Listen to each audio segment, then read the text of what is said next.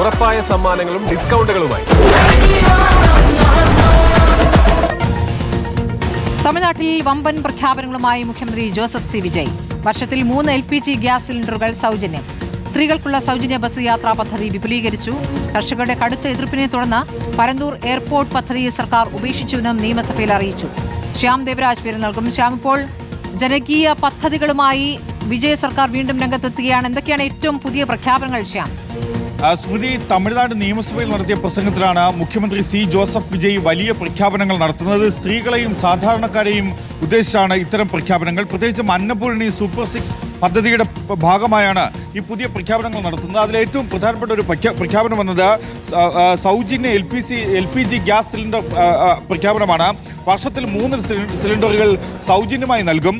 വാർഷിക വരുമാനം 2.5 ലക്ഷം രൂപയിൽ താഴെയുള്ള കുടുംബങ്ങളിലെ ഗൃഹനാഥമാർക്കാണ് ഈ ആനുകൂല്യം ലഭിക്കുക. സാമ്പത്തികമായി പിന്നോക്കം നിൽക്കുന്നവർ, ചെറുകിട നാമമാത്ര കർഷകർ, ഭിന്നശേഷിക്കാരുള്ള കുടുംബങ്ങൾ എന്നിവയും ഈ പദ്ധതിയിൽ ഉൾപ്പെടുകയും ചെയ്യും.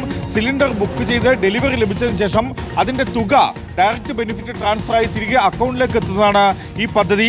2027 ജനുവരിയിലെ പൊങ്കൽ മുതലാണ് ഈ പദ്ധതി പ്രാബല്യത്തിൽ വരിക. ഏകദേശം 1,34,00,000 പേർക്ക് ഇതിന്റെ ആനുകൂല്യം ലഭിക്കും, പ്രയോജനം ലഭിക്കുമെന്നാണ് സംസ്ഥാന സർക്കാർ കണക്കാക്കുന്നത്. മറ്റൊന്ന് ബസ് യാത്രയുടെ വിപുലീകരണമാണ്. അത് സ്ത്രീകൾക്ക് നിലവിലുണ്ടായിരുന്ന സൗജന്യ ബസ് യാത്ര കൂടുതൽ വിപുലീകരിക്കുകയാണ്.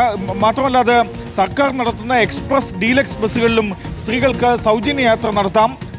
ജില്ലകൾ തിരിച്ച് യാത്ര ചെയ്യുന്നവർക്ക് ഫ്യൂസിൽ ബസ്സുകളിലും മലയോര മേഖലയിലെ സാധാരണ സർക്കാർ ബസ്സുകളിലും ഈ സൗജന്യ യാത്ര അനുവദിക്കുകയും ചെയ്യും.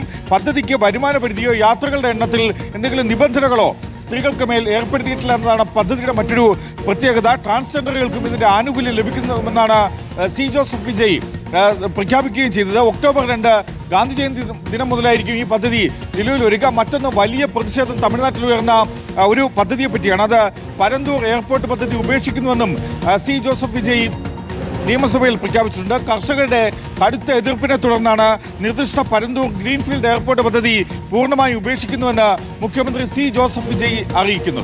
ശരി, ശ്യാം ദേവരാജാണ് തമിഴ്നാട്ടിലുള്ള പ്രധാനപ്പെട്ട വാർത്തയുടെ വിശദാംശങ്ങൾ നൽകിയത്.